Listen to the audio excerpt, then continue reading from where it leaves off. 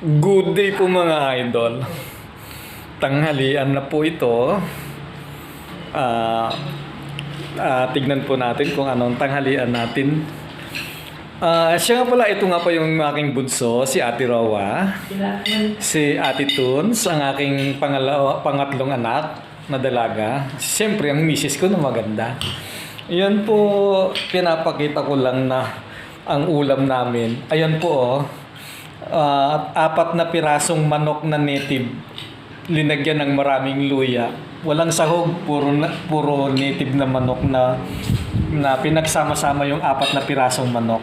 Nandiyan, kaya kung may makakakita ka diyan, 4 na leeg at saka 8 legs.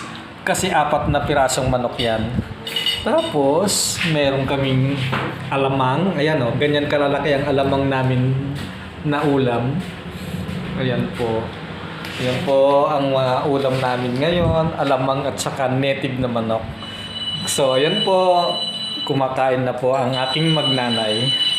Aking anak na 2 dalaga at saka ang misis ko na maganda.